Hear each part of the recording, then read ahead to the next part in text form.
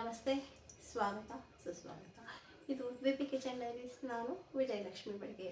ನಾನಿವತ್ತು ಮೊದಲನೇದಾಗಿ ತಿಳಿಸೋದೇನು ಅಂದರೆ, ಇವತ್ತು ಏನಪ್ಪ ವಿಶೇಷ ಅಂತಂದರೆ, ಇವತ್ತು ಶಿಕ್ಷಕರ ದಿನಾಚರಣೆ, ಇವತ್ತು ಟೀಚರ್ಸ್ ಡೇ. ಹಾಗಾಗಿ ನಾನು ಇವತ್ತೊಂದು ಸ್ವೀಟ್ ಮಾಡೋಕ್ಕೆ ಇಷ್ಟಪಡ್ತಾ ಇದ್ದೀನಿ.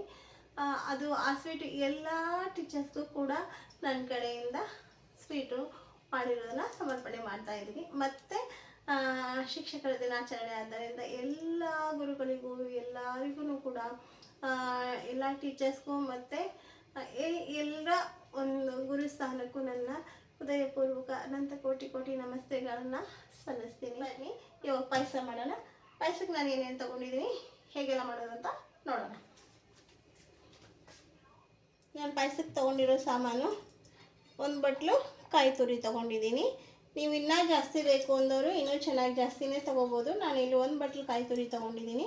ಒಂದು ಬಟ್ಲು ಕಾಯಿ ತುರಿ ಹಾಕ್ಕೊಂಡು, ಬೆಲ್ಲ ಆಮೇಲೆ ಕೂಡ ಹಾಕ್ಕೋಬೋದು, ಇವಾಗಲೂ ಹಾಕ್ಕೋಬೋದು. ನಾನು ಇವಾಗಲೇ ಹಾಕ್ಕೊತಾ ಇದ್ದೀನಿ.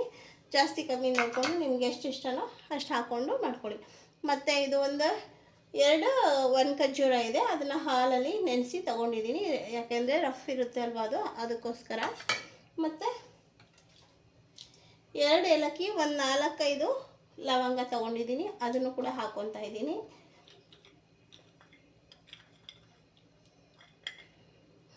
ಎರಡು ಏಲಕ್ಕಿ, ಇದು 2 ಗೋಡಂಬಿ, 2 ಬಾದಾಮಿ ತೊಗೊಂಡಿದ್ದೀನಿ ರುಬ್ಬಕ್ಕೆ. ಆಮೇಲೆ ಸ್ವಲ್ಪ ಹಾಕ್ಕೋಬೇಕು. ಇನ್ನೂ ಜಾಸ್ತಿ ಹಾಕ್ಕೊಂಡ್ರೂ ಪರವಾಗಿಲ್ಲ, ಏನು ತೊಂದರೆ ಇಲ್ಲ. ನೀವು 8 ಹಾಕ್ಕೋಬೋದು. ನೀವು ಎಷ್ಟು ಇಷ್ಟನೋ ಅಷ್ಟು ಹಾಕ್ಕೊಂಡು ಮಾಡ್ಕೋಬೋದು. ಎಷ್ಟೊಂದು ಹಾಕ್ಕೊತೀವೋ ಅಷ್ಟೊಂದು ಚೆನ್ನಾಗಾಗುತ್ತೆ. ನಾನು ಇಲ್ಲಿ ಪಾಯಸ ಕಮ್ಮಿ ಮಾಡ್ತಾ ಇರೋದ್ರಿಂದ ಕಮ್ಮಿ ತೊಗೊಂಡಿದ್ದೀನಿ. ಇನ್ನೂ ಜಾಸ್ತಿ ಕಮ್ಮಿ ಡ್ರೈ ಫ್ರೂಟ್ಸು ಮಾಡ್ಕೋಬೋದು. ಇದನ್ನ ನಾನು ಮಿಕ್ಸಿ ಮಾಡ್ಕೊಂಬರ್ತೀನಿ. ನೋಡಿ, ನುಣ್ಣಗೆ ಹಾಕ್ಕೊಂಡು ಬಂದಿದ್ದು. ಎಷ್ಟು ನುಣ್ಣಗೆ ಮಾಡೋಕ್ಕಾಗುತ್ತೋ ಅಷ್ಟು ನುಣ್ಣಗೆ ಮಾಡ್ಕೋಬೇಕು. ಇದನ್ನು ನಾವು ಇವಾಗ ಒಂದು ಪಾತ್ರೆಯಲ್ಲಿ ಹಾಕ್ಕೊಂಡು ತೋರಿಸ್ತೀನಿ ನೋಡಿ.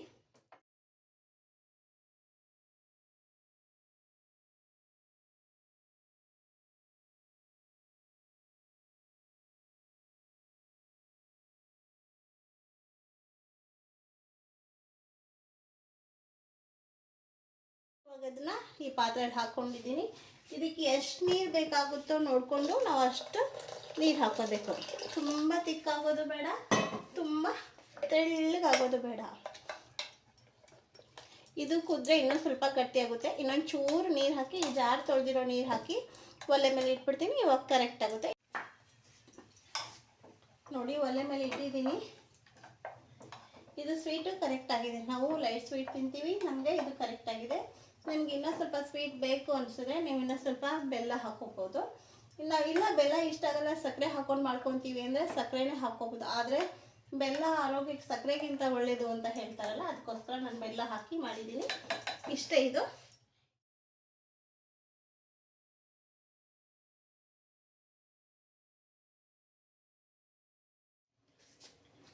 ಒಂದು ಸ್ವಲ್ಪ ಡ್ರೈ ಫ್ರೂಟ್ಸ್ ಹಾಕ್ಕೊತಾ ಇದ್ದೀನಿ. ನಿಮಗೆ ಎಷ್ಟು ಬೇಕೋ, ಯಾವ ಥರ ಬೇಕೋ ಅದೆಲ್ಲ ಹಾಕ್ಕೊಳ್ಳಿ. ಒಂದು ಸ್ವಲ್ಪ ದ್ರಾಕ್ಷಿ, ಗೋಡಂಬಿ, ದ್ರಾಕ್ಷಿ, ಬಾದಾಮಿ ಪೀಸ್ ಹಾಕ್ಕೊಂಡಿದ್ದೀನಿ. ಚೆನ್ನಾಗಿ ಫ್ರೈ ಆಗಲಿದೆ.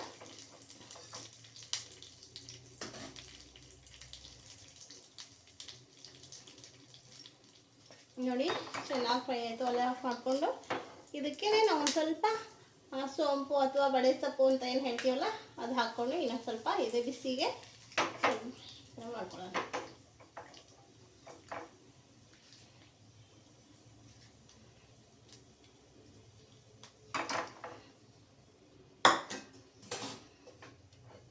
ನೋಡಿ, ನಮ್ಮ ಪಾಯಸ ರೆಡಿಯಾಗಿದೆ.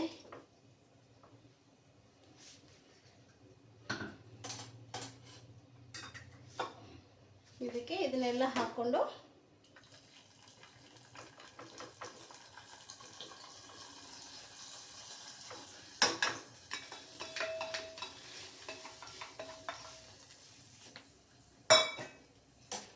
ರೆಡಿ. ಇಷ್ಟೇ. ಇದು ಸ್ವಲ್ಪ ತಿಕ್ಕಾಗಿದೆ. ಇವಾಗ ಒಂಚೂರು ಹಾಲು ಹಾಕ್ಕೊಳ್ಳೋಣ.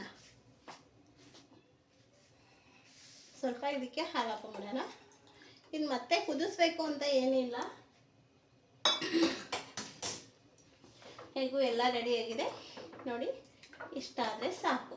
ಇವಾಗ ರೆಡಿ ಆಯಿತು. ಕೊಟ್ಬಿಡ್ತೀನಿ.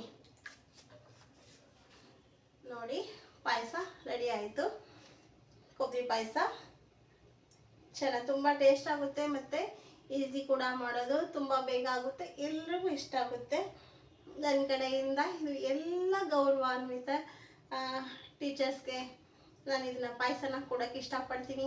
ಎಲ್ಲ ಟೀಚರ್ಸ್ಗೂ ಹ್ಯಾಪಿ ಟೀಚರ್ಸ್ ಡೇ ಇಷ್ಟು ಹೇಳೋಕ್ಕೆ ಇಷ್ಟಪಡ್ತೀನಿ. ಮತ್ತು ಇದು ವಿಪಿ ಕಿಚನ್ ಡೈರೀಸ್ ಯಾರೆಲ್ಲ ನೋಡ್ತಾ ಇದ್ದೀರಾ ಮರೀದೇ ಸಬ್ಸ್ಕ್ರೈಬ್ ಮಾಡ್ಕೊಳ್ಳಿ ಮತ್ತು ಶೇರ್ ಕಮೆಂಟ್ ಮಾಡಿ. ಈ ವಿಡಿಯೋನ ಎಲ್ಲ ಟೀಚರ್ಸ್ಗೂ ತಲುಪಿಸಿ, ನನ್ನ ಮನಸ್ಸಿನ ಮಾತನ್ನು ಎಲ್ಲ ಟೀಚರ್ಸ್ಗೂ ಹೇಳಿ ಅಂತ ಹೇಳೋಕ್ಕೆ ಇಷ್ಟಪಡ್ತೀನಿ. ಮತ್ತು ಇದು ಮಾಡೋದಂತೂ ತುಂಬ ಈಸಿ, ತುಂಬ ಸುಲಭ. ಧನ್ಯವಾದ. ಮತ್ತೆ ಒಂದು ವಿಡಿಯೋ ಜೊತೆಗೆ ಮತ್ತೆ ಸಿಗ್ತೀನಿ.